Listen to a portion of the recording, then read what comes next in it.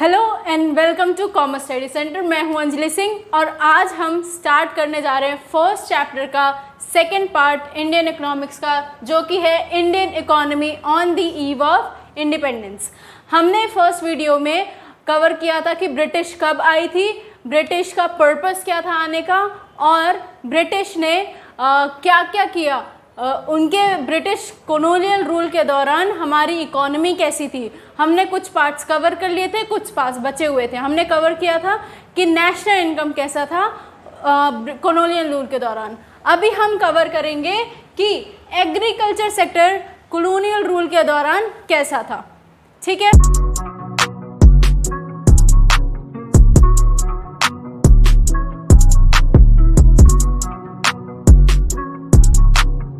तो agriculture sector क्या होता है?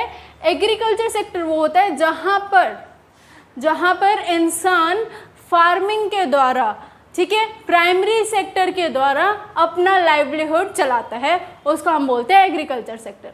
तो एग्रीकल्चर सेक्टर में 85% ऑफ लोग डायरेक्टली और इनडायरेक्टली क्या थे? इंडल्ज थे। ठीक है, 85% ऑफ पीपल डायरेक्टली और इनडायरेक्टली एग्रीकल्चर सेक्टर पे इंडल्ज थे। और फिर भी उस वक्त हमारा एग्रीकल्चर सेक्टर कैसा था? बहुत स्टैग्नेंट था।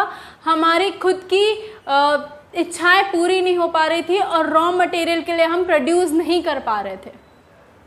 तो कॉलोनियल रूल के दौरान जबकि इतने सारे लोग एग्रीकल्चर में इंडल्ज थे, फिर भी हम क्या नहीं थे? सेल्फ सफिशिएंट नहीं थे। और उसका मेन रीज़न ये रहा है, सबसे पहला मैं आऊँ तो है रीज़न फॉर स्टैग्नेशन क्या था? Land settlement system. ठीक है, तो पहला रीज़न क्या था? Land settlement system. Land settlement system क्या होता है? लैंड सेटलमेंट सिस्टम के अंदर जो जमींदार थे उसको जमींदारी सिस्टम भी बोला जाता है। तो जमींदार कौन थे?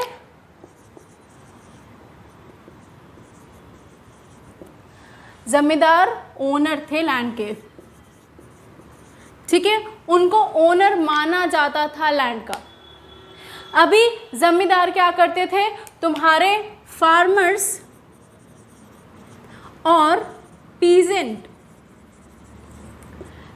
से क्या कलेक्ट करते थे? लगान कलेक्ट करते थे। लगान और टैक्स, उनके फूड क्रॉप्स, वो भी जो क्रॉप्स उगा रहे हैं उस पर क्या करते थे? लगान कलेक्ट करते थे। और क्या ज़्यादा फूड क्रॉप हुआ तो ज़्यादा लगान कलेक्ट करेंगे, कम हुआ तो कम लगान कलेक्ट करेंगे? ऐसा बिल्कुल नहीं था। उनका लगान कलेक्ट करने का इर्रिस्पेक्टिव ऑफ एग्रीकल्चर प्रोडक्शन था। मीन्स तुम प्रोड्यूस करो या ना करो, तुमको क्या देना है? लगान देना ही पड़ेगा। ठीक है, अभी जमींदार को क्या करना पड़ता था? जमींदार को ये लगान किसको देना पड़ता था? ब्रिटिश गवर्नमेंट को देना पड़ता था। अगर वो ब्रिटिश गवर्नमेंट को लगान नहीं देंगे तो क्या करेंगे ब्रिटिश गवर्नमेंट उनसे उनका हक छीन लेते थे, जमींदार का हक छीन लेते थे। तो इसी डर से जमींदार क्या करते थे? जमींदार ब्रिटिश गवर्नमेंट को लगान देते थे। ठीक है, और वो ज़्यादा से ज़्यादा लगान किससे कलेक्ट करते थे? तुम्हारे पीजेंट से। किसी ने भी कोई ध्यान नहीं दिया कि एग्रीकल्चर को भी डेवलप करना है। जमींदार को सिर्फ ये था कि मैं ज़्यादा से ज़्यादा मोटा से मोटा लगान कलेक्ट करके किसको दूं? ब्रिटिश गवर्नमेंट को दूं, कि मेरी पोजीशन बनी रहे। ये था लैंड सेटलमेंट सिस्टम। अभी दूसरा आता है commercialisation of crop. Commercialisation of crop means food crop से कैश क्रॉप में शिफ्ट करना। फूड क्रॉप क्या होता है? जो हम खुद के लिए प्रोड्यूस करते हैं, खुद के खाने के लिए प्रोड्यूस करते हैं। फॉर एग्जांपल तुम्हारे ग्रेन्स हो गए, बाजरा, जवार, ये सब ग्रेन हो गया, वीट हो गया, राइस हो गया, तुम्हारे सब्जियां हो गई, पल्सेस हो गए, ये सारे क्या है? फूड क्रॉप है। ठीक है, तो फूड क्रॉप से कैश क्रॉप उनको बोला गया कि आप कैश क्रॉप ज़्यादा उगाओ। कैश क्रॉप क्या होता है?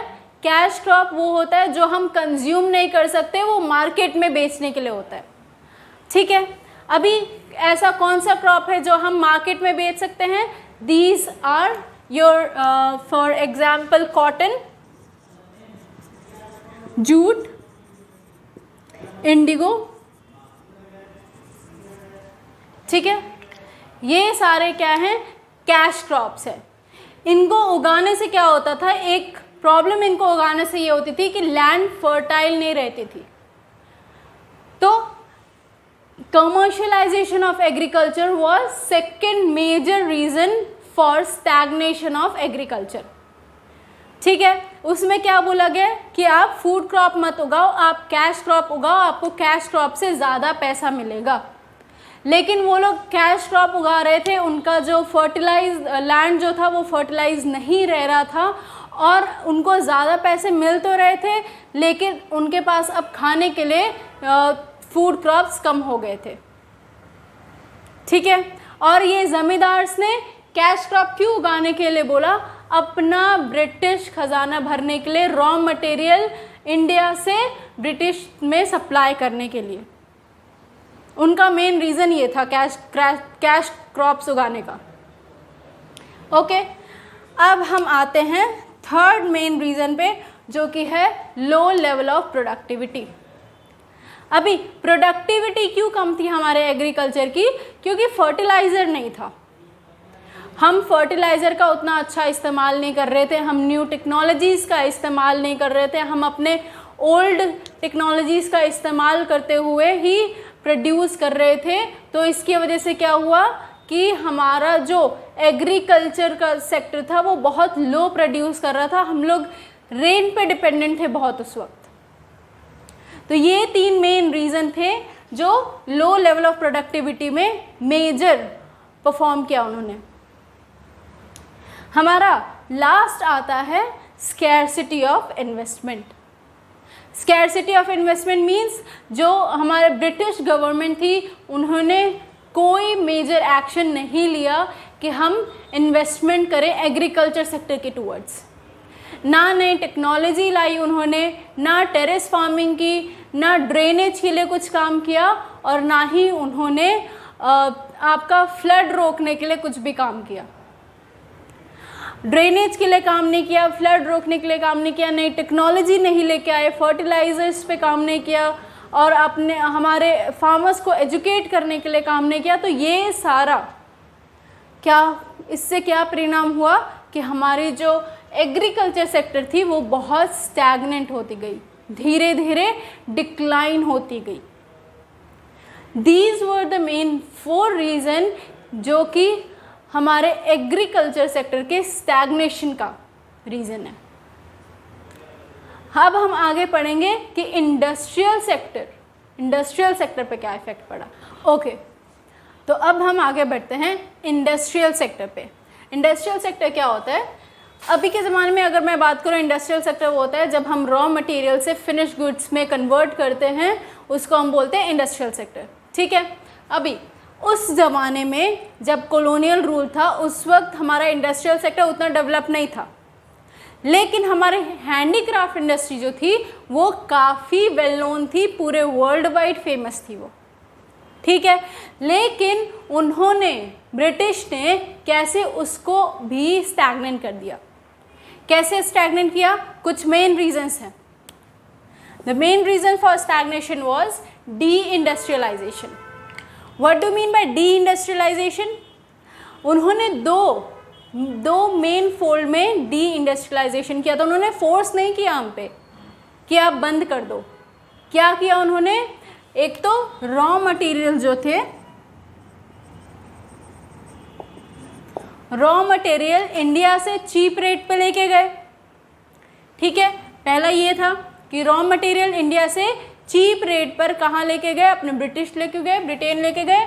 और दूसरा उन्होंने क्या किया? फिनिश गुड्स बनाया वहाँ पे मशीन मेड, ठीक है। टेक्नोलॉजी के थ्रू, मशीन के थ्रू उन्होंने फिनिश गुड्स बनाया और कहाँ ला के भेजा? इंडिया में, ठीक है।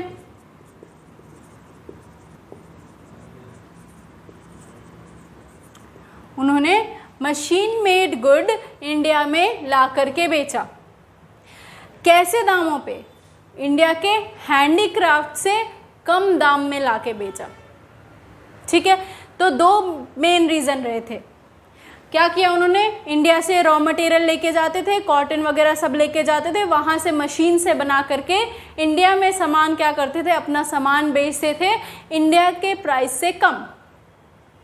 तो इससे क्या हुआ, जो इंडियन पीपल थे वो कहाँ शिफ्ट हुए, वो शिफ्ट हो गए हमारे मशीन मेड गुड पर, और हैंडीक्राफ्ट की जो इंडस्ट्रीज थी वो धीरे धीरे डिक्लाइन होने लग गई। ओके, कि मेन इसका इफ़ेक्ट क्या रहा होगा, क्या इफ़ेक्ट रहा होगा इसका, सबसे पहले तो high level of unemployment. Industrial sector, handicraft industries में बहुत ज़्यादा अनएम्प्लॉयमेंट क्रिएट हो गई थी, उनसे कोई सामान खरीद नहीं रहा था, तो वो लोग ने क्या किया, अपना दुकान वगैरह, अपना हैंडीक्राफ्ट इंडस्ट्रीज़ बंद करने लगी, अनएम्प्लॉयमेंट बहुत आ गया।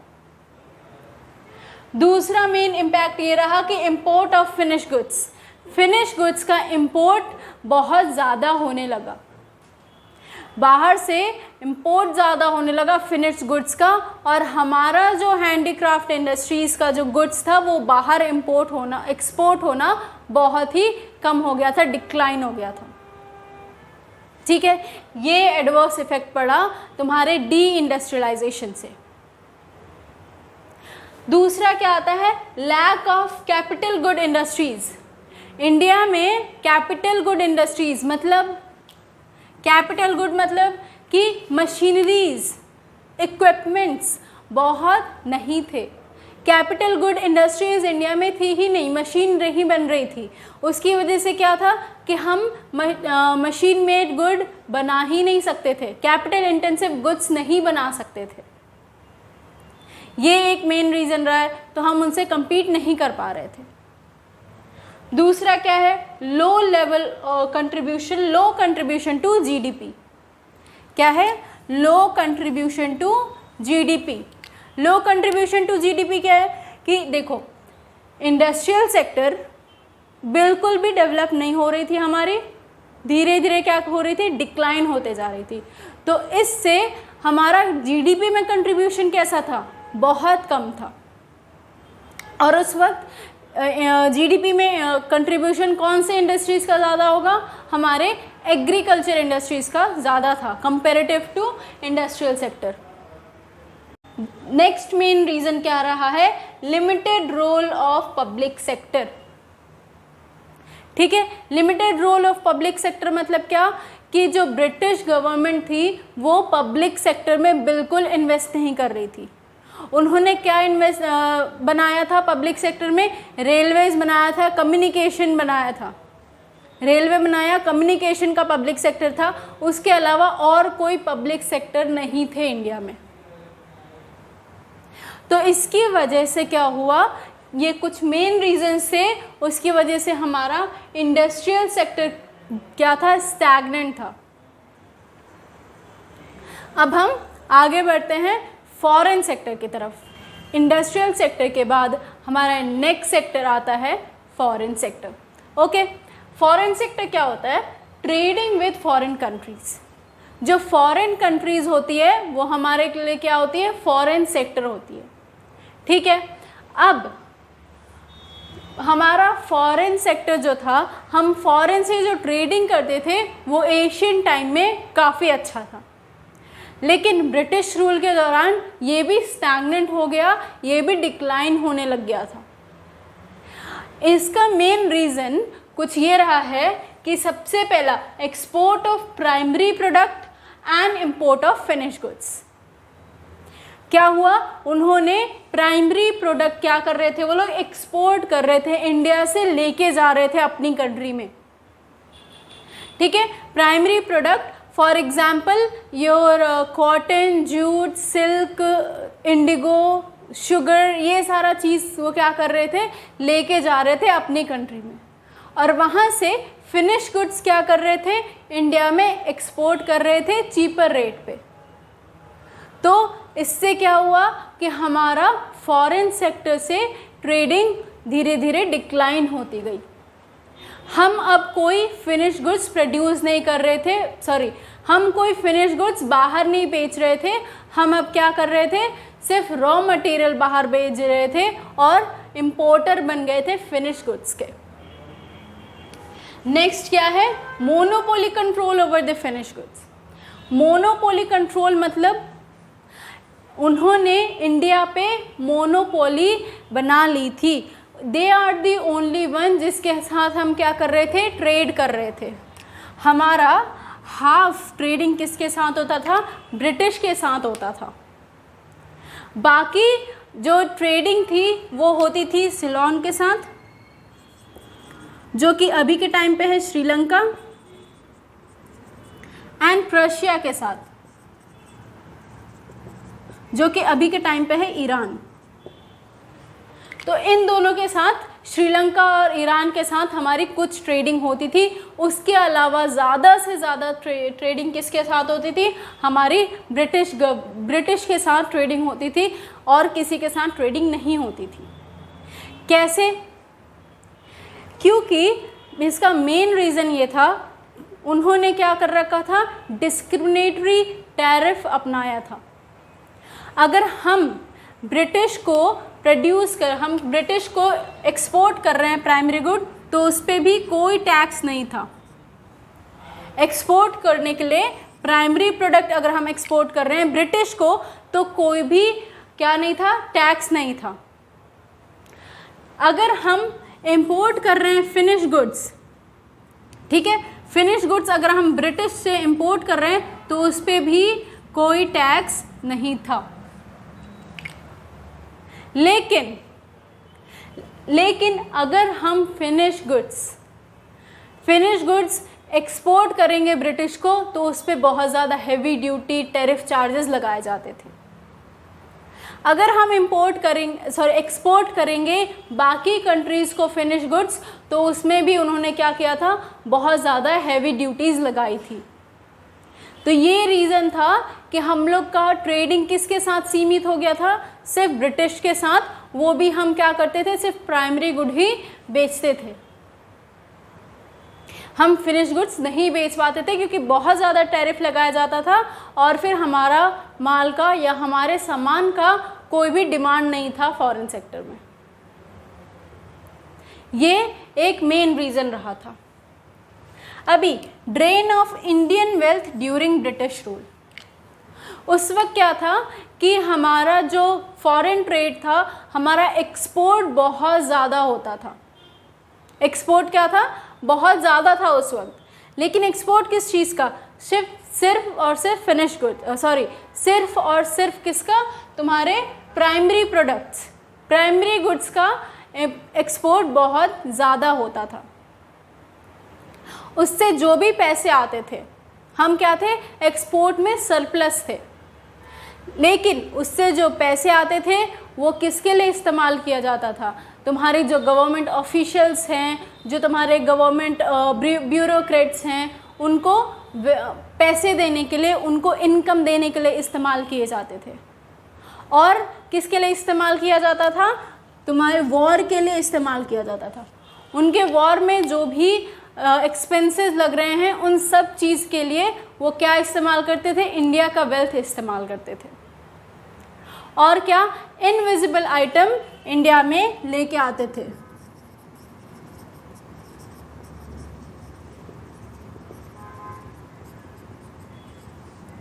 ठीक है, इनविजिबल आइटम्स इंडिया में लेके आते थे, और जितना भी पैसा था वो वॉर पे इस्तेमाल किया जाता था, और गवर्नमेंट ऑफिशियल्स को पेमेंट करने के लिए दिया जाता था। तो वो क्या कर रहे थे, हमारा जितना भी पैसा कमाई हो रही है, जितना भी वेल्थ हम कलेक्ट कर रहे हैं एक्सपोर्ट सरप्लस से, वो इन 3 चीज़ों में खर्च किया जाता था। उसकी वजह से हमारा फॉरेन सेक्टर डेवलप नहीं हो पाया। अब हम आगे बढ़ते हैं हमारे डेमोग्राफिक कंडीशंस पे। ठीक है, मतलब हमारी पॉपुलेशन का हालत कैसा था उस वक्त, हमारी जनता की हालत कैसी थी, कब, कॉलोनियल रूल के दौरान। तो सबसे पहले तो ये जान लेते हैं कि फर्स्ट ऑफिशियल सेंसस कब हुआ था, जो कि है 1881 में हमारा पहला ऑफिशियल सेंसस हुआ था। ये नापा गया था कि पॉपुलेशन वगैरह कितनी है इंडिया में, पॉपुलेशन से रिलेटेड सारी चीज़ें नापी गई थी 1881 में। ठीक है, अभी एक और चीज़ यहाँ पे जानने की बात है कि 1921 1921 को ईयर ऑफ ग्रेट डिवाइड माना जाता है। What do you mean by year of great divide? ठीक है, ध्यान से सुनिएगा इसको। ईयर ऑफ ग्रेट डिवाइड वो होता है, या इसको हम बोलते हैं सेकेंड ट्रांजिशन भी बोलते हैं। तो ईयर ऑफ ग्रेट डिवाइड आया था 1921 में, जहाँ पर पॉपुलेशन एक्सप्लोजन हो गया था। पॉपुलेशन एक्सप्लोजन कैसे हुआ था ये देखते हैं। सबसे पहले क्या होता है, जब हेल्थ फैसिलिटीज़ नहीं होती है, जब एजुकेशन नहीं होता है, तो हमारा बर्थ रेट और डेथ रेट दोनों ही बहुत ज़्यादा होता है। एजुकेशन नहीं है लोगों को, वो ज़्यादा से ज़्यादा बर्थ कर रहे हैं, और हमारे पास पुअर हेल्थ फैसिलिटीज़ है, उसकी वजह से तुम्हारे जितने भी लोग हैं वो ज़्यादा से ज़्यादा क्या हो रहा है, मर भी रहे हैं। तो डेथ रेट और बर्थ रेट दोनों ही ज़्यादा था। ये होता है फर्स्ट फेज़।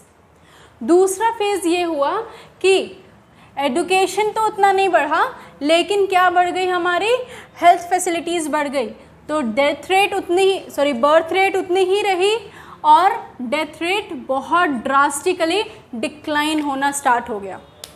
हेल्थ फैसिलिटीज़ हमारी थोड़ी इम्प्रूव हुई, उसकी वजह से डेथ रेट क्या हुआ, ड्रास्टिकली रिड्यूस होने लगा, और पॉपुलेशन क्या हो गया, एक्सप्लोड हो गया। बर्थ रेट उतनी ही हो रही है, बर्थ रेट बढ़ती जा रही है, लेकिन डेथ रेट डिक्लाइन होते जा रही है। पॉपुलेशन क्या हो गया, एक्सप्लोड हो गया, पॉपुलेशन बहुत तेज़ी से बढ़ गया। ये होता है तुम्हारा सेकेंड ट्रांजिशन। जब एक ट्रांजिशन से दूसरे ट्रांजिशन में गया तो उसको बोला जाता है ईयर ऑफ ग्रेट डिवाइड। तो वो कब हुआ था, 1921 में। 1921 से पहले बर्थ रेट भी ज़्यादा था, डेथ रेट भी ज़्यादा था, लेकिन 1921 के बाद क्या हुआ, बर्थ रेट उतना रहा या ज़्यादा रहा, डेथ रेट क्या हो गया, डिक्लाइन होना स्टार्ट हो गया, पॉपुलेशन एक्सप्लोजन हो गया। ठीक है, तो ये है ईयर ऑफ ग्रेट डिवाइड जो कि 1921 में हुआ था। अब हम जान लेते हैं कि उस वक्त हमारी डेमोग्राफी की कंडीशन क्या थी। तो सबसे पहला हम पढ़ेंगे high birth rate and death rate. कैसा है, हाई बर्थ रेट और डेथ रेट। बर्थ रेट भी बहुत ज़्यादा था और डेथ रेट भी बहुत ज़्यादा था। बच्चे बहुत तेज़ी से पैदा ले रहे थे और मर भी उतनी ही तेज़ी से रहे थे। लोग मर ज़्यादा रहे थे और पैदा भी ज़्यादा हो रहे थे। तो कैसे नापा जाता है बर्थ रेट और डेथ रेट? पर 1000 इन ईयर। ठीक है, पर 1000 कितनी मौत हुई है एक साल में। तो birth rate and death rate was high, 48 and 40 पर 1000 इन ईयर। तो रिस्पेक्टिवली बर्थ रेट कितना था उस वक्त, 48 पर 1000 पैदा हो रहे थे, और डेथ रेट कितना था, डेथ रेट वाज 40 पर 1000। पर 1000 पॉपुलेशन पे 40 बच्चे मर रहे थे हमारे उस ज़माने में। तो दोनों ही क्या था, बहुत ज़्यादा था। अभी हम आते हैं किस पे, तुम्हारा extremely low literacy rate. Literacy rate कैसा था उस वक्त? क्या उस ज़माने में लोग पढ़े लिखे थे? तो उस ज़माने में देखा जाए तो लिटरेसी रेट बहुत कम थी। टोटल लिटरेसी रेट सिर्फ 16% थी। उसमें से भी अगर हम फीमेल की बात करें तो लिटरेसी रेट सिर्फ 7% तक सीमित थी, जो कि बहुत कम है। तो लड़कियां उस वक्त ज़्यादा नहीं पढ़ा करती थी, और ओवरऑल पॉपुलेशन की भी लिटरेसी रेट सिर्फ 16% थी। टोटल पॉपुलेशन में से सिर्फ 16% पॉपुलेशन क्या थे, पढ़े लिखे थे। नेक्स्ट आता है हमारा poor health facilities. Poor health facilities क्या होता है कि उस वक्त की जो हेल्थ फैसिलिटीज़ थी वो बहुत ही बेकार थी या बहुत ही लो स्टैंडर्ड की थी। हेल्थ फैसिलिटीज़ अच्छी प्रोवाइड नहीं की जा रही थी। बहुत मास पॉपुलेशन के लिए, बहुत बड़े पॉपुलेशन के लिए बहुत कम फैसिलिटीज़ अवेलेबल थी। हम ज़्यादा से ज़्यादातर लोग हेल्थ फैसिलिटीज़ अवेल नहीं कर पा रहे थे। उसकी वजह से क्या हुआ कि airborne disease, water borne disease बहुत ज़्यादा फैलने लगे थे उस वक्त। ओके, नेक्स्ट आता है हमारा हाई इन्फेंट मोर्टेलिटी रेट। अभी इन्फेंट मोर्टेलिटी रेट क्या होता है? देखो, इन्फेंट मोर्टेलिटी रेट होता है कि बच्चे जब पैदा होते हैं और 1 साल से होने से पहले ही अगर वो मर जाते हैं तो उसको बोला जाता है इन्फेंट मोर्टेलिटी। 1 साल से पहले ही अगर बच्चा पैदा होने के 1 साल से पहले ही मर जाए तो उसको बोला जाता है इन्फेंट मोर्टेलिटी रेट। तो पर 1000 नापा जाता था, वो भी पर 1000 बच्चे पैदा हुए उसमें से कितने बच्चे मर गए। ओके, तो number of infant dying before reaching 1 year पर 1000 लाइव बर्थ। पर 1000 लाइव बर्थ मतलब पर 1000 बच्चे जो पैदा हो रहे हैं उसमें से कितने बच्चे 1 साल से पहले ही मर गए, उसको बोला जाता है इन्फेंट मोर्टेलिटी रेट। तो उस ज़माने में ब्रिटिश के पीरियड के वक्त इन्फेंट मोर्टेलिटी रेट बहुत ज़्यादा था, वो था 218 बच्चे जो है वो मर जा रहे थे पर 1000 लाइव बर्थ पे। इसका मेन रीज़न ये रहा है कि पहले तो महिलाओं को अच्छा हेल्थ फैसिलिटीज़ नहीं मिलता था, वो लोग इतनी एजुकेटेड नहीं थी, न्यूट्रिशन ज़्यादा नहीं मिलता था बच्चों को, इवन माँओं को ज़्यादा न्यूट्रिशन नहीं मिलता था। ये 4 मेन रीज़न था। अभी कितना हो गया है? 2018 में था 32 पर 1000 हमारा इन्फेंट मोर्टेलिटी रेट था, 32 पर 1000 2018 में। तो काफ़ी डिक्लाइन हुआ है। नेक्स्ट अगर हम आते हैं लो लाइफ एक्सपेक्टेंसी। लो लाइफ एक्सपेक्टेंसी मतलब क्या होता है कि कितने टाइम स्पैन तक हम जीवित रहने वाले हैं, कितनी टाइम स्पैन तक लोग जीवित रहते हैं, उसको लाइफ एक्सपेक्टेंसी बोला जाता है। तो लाइफ एक्सपेक्टेंसी कितनी थी उस वक्त? सिर्फ 32 ईयर्स एवरेज लाइफ एक्सपेक्टेंसी थी। ओके, मीन्स 32 ईयर्स तक लोग जिंदा रहते थे, उसके बाद बहुत सारे लोग क्या करते थे? मर जाते थे। एवरेज बोल रही हूँ, एवरेज, हर लोग 32 ईयर में नहीं मरते थे। नेक्स्ट आता है वाइड स्प्रेड पॉवर्टी। पॉवर्टी कैसी थी?